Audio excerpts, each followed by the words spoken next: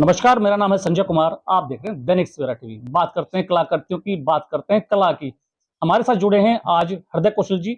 सीधे बात करते हैं, जींद आगमन हुआ है, किस विषय को लेके आए हैं? सर नमस्कार, दैनिक सवेरा टीवी पर आपका स्वागत है। नमस्कार, थैंक यू। आपके लिए बहुत-बहुत धन्यवाद और आपके चैनल को भी बहुत-बहुत धन्यवाद और बहुत सारी शुभकामनाएँ। जी अ, सर, टाबर उत्सव चला हुआ है। क्या है टाबर उत्सव? कहाँ-कहाँ चला है? कितने बच्चे अपने हुनर को निखार रहे हैं?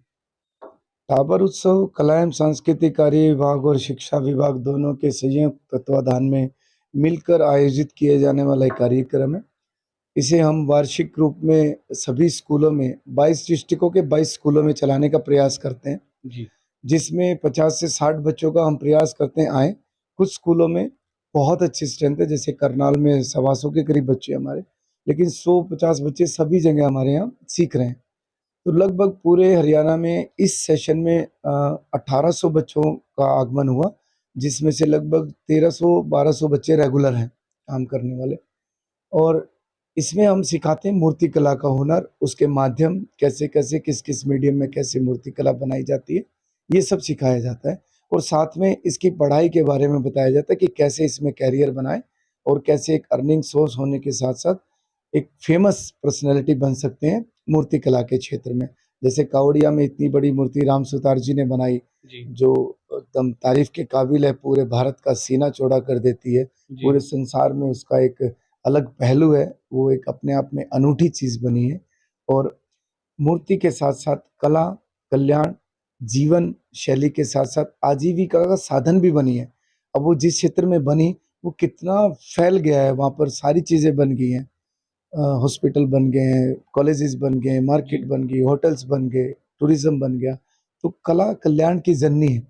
तो उसके लिए हमने हरियाणा में जो डाइंग आर्ट के रूप में मूर्ति कला बिल्कुल डाइंग हो चुकी है, जबकि पूरे संसार में हरियाणा एकमात्र ऐसी धरा है जहाँ पर मूर्ति कला का उद्गम स्थल हुआ। जी, आप राखी गढ़ी में इसका प्रमाण देख सकते हैं, जी, ठीक है? 7-8 हज़ार साल पहले की अभी खुदाई चल रही है। वहाँ किस समय कितनी बेहतरीन मूर्ति शिल्प एक इस धरा पर होती थी और वो अब लुप्त होती जा रही है। तो हमने उसको रिवाइव करने का प्रयास किया और एक पंथ दो काज करने की कोशिश की। आम जी। के आम गुठली के दाम करने की कोशिश की कि जैसे बच्चे भी सीखेंगे और कला भी रिवाइव होगी और राष्ट्र का भी नाम होगा और कल्याण भी होगा। तो इसमें हमने टाबर उत्सव के नाम से लुप्त मूर्ति कला के विकास का कार्यक्रम स्कूलों में चलाना है। जी, कितनी उम्र से कितनी उम्र तक के बच्चे इस टाबर उत्सव में पार्टिसिपेट कर रहे हैं?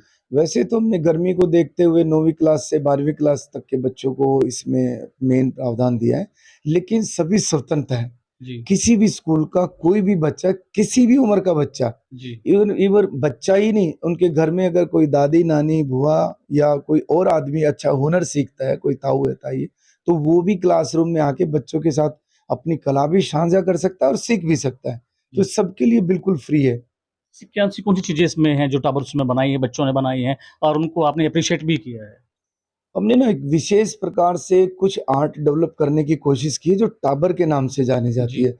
वो एक ही शैली के स्कल्पचर्स बनाए जाते हैं ताकि लोग उन्हें जान सकें कि टाबर आर्ट क्या है। तो उस टाबर स्कल्पचर में हमें पीओपी में कुछ रिलीफ और कुछ टेराकोटा में रिलीफ बनाना सिखाते हैं बच्चों को। जी, और वो फीलिंग्सफुल स्कल्पचर जो होते हैं वो बच्चों के अपने कॉन्सेप्ट होते हैं, उनकी अपने मन के भाव होते हैं जिनको हम उकेरना सिखाते हैं। जी, और कुछ-कुछ मूर्ति जो बनती हैं, वो तो इतनी हृदयस्पर्शी होती हैं, विश्वास ही नहीं होता है कि बच्चे ने बनाई है। जी, बस हम केवल उनको तकनीकी ज्ञान देते हैं, बाकी सारा कुछ मनोवैज्ञानिक स्तर बच्चे का अपना होता है, हम उसी को और निखारने की कोशिश करते हैं। हम उन पर दबाव नहीं डालते कि ये बनाओ, ऐसे करो, नहीं। वो अपने मन से जो करना चाहते हैं, हम उनको स्वतंत्र रखते हैं। और बहुत सारी कला सामग्री विभाग विशेष रूप से उनको प्रोवाइड करता है। कलर हैं, पेन है, ब्रशेज़ हैं और मशीन टूल्स हैं और उसके साथ माध्यम है, पीओपी है, सीमेंट है। पत्थर लकड़ी तक भी हम उपलब्ध कराने की कोशिश करते हैं कि जी, कुछ बच्चे करते हैं और इवन साबुन भी देते हैं। जी, साबुन में भी बच्चे सीखते हैं और कार्विंग टूल्स प्रोवाइड करते हैं। वो सारा बच्चों को काम करने के लिए बाद उनको बाँट दिया जाता है ताकि वो पूरा साल अपने घर पर रखें और उसको आगे बढ़ाएँ, उसको निरंतर रखें, उसे छोड़ ना दें। जी, और उसका परिणाम बहुत अच्छा आ रहा है। पिछले 2 सालों में बहुत सारे बच्चे हमारे साथ जुड़ गए हैं। जी। ये जो सरकार की जो मुहिम है, क्या जो निजी शिक्षण संस्थान है, प्राइवेट स्कूल के जो सेक्टर है, उनमें भी लागू करेगी सरकार? उस पक्ष में मैं अभी कुछ नहीं कह पाऊँगा, लेकिन हमारे जो सरकारी स्कूल हैं, जी उन सब में कोई भी बच्चा आ सकता है, चाहे वो प्राइवेट स्कूल का है, चाहे वो किसी दूसरे राज्य का है, चाहे वो यहीं का है या वो अपने नाना-नानी के घर आया है, अपने दादा-दादी के घर आया है। छुट्टियों के दौरान अक्सर बच्चे घूमने आते-जाते हैं, तो सभी के लिए बिल्कुल फ्री है और इसका परिणाम बहुत अच्छा रहा। फ्री होने के कारण हमारी एक तो सबसे बड़ी बात ये कि सरकारी स्कूल में बच्चों को लोग सभी ये सोचते हैं कि सरकारी स्कूल का बच्चा है, जी ऐसी धारणा हो गई है। जी लेकिन मैंने जो देखा है, सरकारी स्कूल के बच्चे बहुत ज़्यादा टैलेंटेड हैं, उनकी एक एनर्जी लेवल डिफरेंट है और वो हर काम को बहुत लगन से सीखने का प्रयास करते हैं। एक बहुत अच्छी बात है। जी, क्या मैसेज है जनता के लिए जो सरकारी स्कूलों में पढ़ने छात्र हैं, उनके लिए क्या मैसेज है? मेरे 2 मैसेज हैं, एक तो सबसे बड़ा मैसेज है कि हरियाणा राज्य के जितने भी कलाकार हैं, जिस भी विधा के कलाकार हैं, चाहे वो गाना गाते हैं, बजाते हैं, म्यूज़िक इंस्ट्रूमेंट बजाते हैं या कुछ और कला करते हैं, चाहे वो क्राफ्टमैनशिप करते हैं या वो कपड़े में गुड़िया बनाते हैं गाँव में, कुछ भी करते हैं और मूर्ति कला में निपुण है, मूर्ति कला में काम करते हैं, सभी एक ही मंच है हरियाणा सरकार में कला को विकसित करने के लिए, कला एवं सांस्कृतिक कार्य विभाग। ये एकमात्र हरियाणा सरकार का एक विभाग है, जो हरियाणा की कला संस्कृति और उसके संरक्षण का, विकास का काम करता है। आप सभी वहाँ पर सादर आमंत्रित हैं। किसी भी समय आकर, किसी भी क्षेत्र में आप कला एवं सांस्कृतिक कार्य विभाग से मिलके कला से संबंधित कोई भी काम कर सकते हैं। जी, सरकार की किस तरीके की मुहिम है जो बच्चों को प्रोत्साहित करने के लिए क्या कोई किसी तरीके की आर्थिक सहायता भी उपलब्ध कराती है क्या? इसमें आर्थिक सहायता केवल सिखाने वाले कलाकारों को है, जी, उनको हम मानदेय देते हैं, वो जी, प्रतिदिन अपने घर से आते हैं बच्चों को सिखाने के लिए और बच्चों के लिए आर्थिक सहायता ये है कि उनको कला सामग्री बिल्कुल फ्री देते हैं, कोई जी, उनसे एक सिंगल रुपया भी नहीं लिया जाता और बहुत बेशकीमती और बहुत हाई क्वालिटी के आर्ट मटेरियल्स उनको दिया जाता है ताकि वो उसको समझ पाएँ। कुछ बच्चे तो पूरे जीवन भर उन रंगों के पैकेट को हाथ भी नहीं लगा पाते, जी, देख भी नहीं पाते। हमारा प्रयास होता है कि वो वहाँ तक पहुँचे और उसको महसूस करें, उसका उपयोग करें और उससे आगे बढ़ने का प्रयास करें। अभी मैं कल-परसों फ़ेसबुक पर देख रहा था, दिल्ली में कुछ क्लासेस चल रही हैं प्राइवेट, जी, जिसमें पोर्ट्रेट और स्कल्पचर बनाने का कुछ प्रोसेस है। तो नीचे ऐड में देखा कि उसका ₹9,000 फीस है। यानी 7 दिन में वो एक पोर्ट्रेट बनाना सिखाएँगे और उसकी ₹9,000 फीस है। अब बताइए वो बच्चे कैसे सीख पाएँगे जी। ₹9,000 देके? तो हरियाणा सरकार का ये बहुत बड़ा पहलू है कि फ्री ऑफ कॉस्ट इतनी महँगी, इतनी कीमती और इतनी सुंदर आर्ट फ्री में सिखाई जा रही है, इससे अच्छा और क्या होगा? जो कुछ सीखने वाले जो विद्यार्थी हैं, कैसे अपने जीवन में इसको अपने काम के रूप में या अपने रोज़गार के रूप में ला सकते हैं? देखिए कला के क्षेत्र में रोज़गार इतना शानदार है, लोगों को पता नहीं है। एक ही दौड़ में दौड़े जा रहे हैं सभी डॉक्टर, सभी इंजीनियर, सभी जी, आईएएस और दूसरी चीज़ें, आर्मी ऑफ़िसर्स, फलाना-ढिमका, बहुत सारी चीज़ों को पकड़ने की कोशिश कर रहे हैं और पकड़ना चाहिए भी। जी, अच्छी बात है, तभी हम आगे बढ़ते हैं। लेकिन कला ऐसी कल्याण का सूत्र है कि आप कुछ भी बनने के बाद भी कलाकार बन सकते हैं। उसके बाद अगर आप इनिशियल स्टेज से यानी बचपन से उस फ़ील्ड में जाके काम करते हैं, तो कितने रोशन हो सकते हैं मैं बताता हूँ। पूरे भारत में जाने-माने 8-10 जो कला के महाविद्यालय हैं, जो फ़ेमस है जहाँ से डिग्री मिलती है और मूर्ति कला के क्षेत्र में तो उनकी सीटें भी बहुत कम है, तो बहुत भारी कॉम्पिटिशन होता है, जो वहाँ तक एडमिशन लिया जाता है। दूसरी बात जब वो बीएफए और एमएफए कर लेते हैं बच्चे, तो उसके बाद बहुत सारे क्षेत्र हैं जिनमें उनको रोज़गार मिलता है, अच्छी नौकरी मिलती है। जी, शिक्षा विभाग है, रेलवे है, मेडिकल है, आर्मी के तीनों सेक्शंस हैं, उसके अलावा इंडस्ट्रीज़ हैं और प्राइवेट सेक्टर में तो बहुत ज़्यादा नौकरी है। अब देखिए सारे ऑटोमोबाइल इंडस्ट्रीज़ में स्कल्पटर्स होते हैं, जी, बहुत सारी कंपनीज़ में स्कल्पटर रखे जाते हैं डिज़ाइन के लिए। प्रोडक्ट डिज़ाइन इंजीनियरिंग में भी स्कल्पटर का एक बहुत बड़ा रोल है। प्रोडक्ट डिज़ाइन की कंपनी है, वो भी स्कल्पटर्स को नौकरी देती है और बहुत भारी भरकम पैकेज पे काम करते हैं।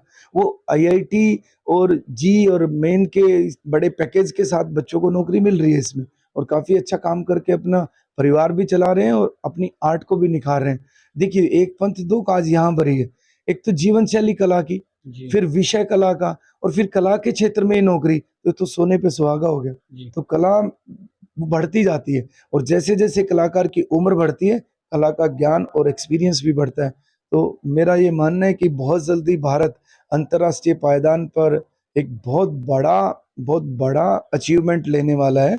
मूर्ति कला में भारत में जो अभी स्कल्पटर्स, जो हमारे कंटेम्प्रेरी स्कल्पटर्स आ रहे हैं, अभी हरियाणा के 8-10 बच्चे अभी विदेश में हमारे सिंपोजियम्स करने, पार्टिसिपेशन करने जा रहे हैं, वो सब हमारे से जुड़े हुए हैं। और यही एक प्लेटफॉर्म था जिसकी वजह से वो वहां तक पहुंचे हैं। अभी एक इटली में हमारा हिसार का एक लड़का है प्रदीप, जी वो पार्टिसिपेट करके आया है। एक रवि लड़का है, वो भी अभी फ्रांस में पार्टिसिपेट करके आया है। और भी काफ़ी सारे बच्चे रास्ते में हैं जो आगे बढ़ने का प्रयास में हैं, और बहुत जल्दी उनको अचीवमेंट मिल जाएगी। तो मूर्ति कला के क्षेत्र में कमाई भी है, नाम रोशन भी है, पढ़ाई भी है, सुंदरता भी है और फेमसिटी भी है। जी तो आप सोचिए इस विषय पे किस चीज़ की कमी है, तो जी। सभी के लिए अच्छा है। कब से कब तक चलेगा हरियाणा में टावर उत्सव? ये 30 दिन का है, इसमें कोई छुट्टी नहीं है। जानबूझकर इसे 30 दिन का बनाया गया है। इसमें छुट्टियाँ जानबूझकर नहीं दी गई हैं। इसमें 2 कलाकार एक साथ बच्चों के साथ काम करते हैं, वो भी इसलिए कि यदि एक उपस्थित नहीं हो पाता किसी कारणवश तो जी दूसरा उसको सँभालता है। जी तो निरंतरता को हमने इसमें ब्रेक नहीं दिया। कछुए की तरह ये आगे धीरे-धीरे बढ़ता जाए और अचीवमेंट मिले। इसमें छुट्टियाँ ना करने का भी बेसिक कारण है कि बच्चों का 1 दिन का भी ब्रेक ना उनको परेशान कर देता है घर में। जी मैंने एक्सपीरियंस किया है। यानी 1 दिन बच्चों की हमने छुट्टी करके देखी तो बच्चे फिर भी स्कूल आ गए। तो हमने पूछा क्या बात है? अरे जी मन ही नहीं लग रहा, वही करने का मन करता है। जी तो और उससे बच्चों का मोबाइल हैबिट भी छूट गया, क्योंकि हर जी वक़्त हाथों में डस्ट होती है, जी मोबाइल छू नहीं सकते हैं, वो मिट्टी होती है, पानी होता है, तो मोबाइल हैबिट छूट गया और वो सच में मोबाइल की तरफ ध्यान भी नहीं दे रहे, वो अपनी मूर्ति में ध्यान देते हैं। आज मैं जींद में जब बच्चों से बातें कर रहा था, तो कुछ बच्चे अपनी आर्ट में इतने लीन हो रहे थे, उन्हें पता ही नहीं क्या हो रहा है। तो मैं सोच रहा कि ये जब इतना लीन है, तो इनको डिस्टर्ब भी ना किया जाए, जी इनको अपनी क्रिएटिविटी बाहर निकालने का अवसर भी दिया जाए।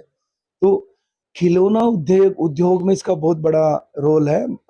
जो स्कल्पटर्स हैं वो खिलौने बनाने के भी मास्टर होते हैं। तो खिलौना उद्योग में इसकी बहुत नौकरियाँ हैं, तो बच्चे खिलौने भी बना रहे हैं हमारे साथ और जी खिलौने भी अद्भुत माध्यमों में।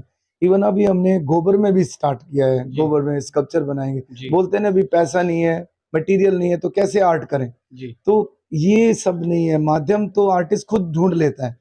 हम गोबर मिट्टी में भी स्कल्पचर बना रहे हैं, हम पेपर मैशे में भी स्कल्पचर बना रहे हैं, जो कि बिल्कुल प्रकृति से जुड़ा हुआ है और वो भी है, पर्यावरण के पक्ष में भी है। तो जी हम प्रयास कर रहे हैं बच्चों को विभिन्न-विभिन्न माध्यमों में सिखाएँ और इसका स्तर इतना ऊँचा जाए कि हर माध्यम में इवन स्टोन कार्विंग तक हम बच्चों को सिखाने के प्रयास में, यदि भविष्य में हमारे से हो पाया तो प्रयास करेंगे। और एक कोशिश और है कि हरियाणा के जितने भी स्कूल हैं, जी इस सभी स्कूलों में हम इनको ये मतलब सपना है, साकार होगा वो, आप सबकी दुआएँ उसमें हो सकती जी हैं, प्रयास करेंगे। जी हमारी भी भगवान से प्रार्थना उम्मीद है कि आपका सपना साकार हो। हाँ, अगर साकार होगा तो ज़रूर हरियाणा के हर घर में एक अच्छा कलाकार होगा और है। जी मैं ये नहीं कहता कि नहीं है, हरियाणा के हर घर में एक अच्छा कलाकार है, बस उसको मंच और उसको रास्ता नहीं मिल रहा।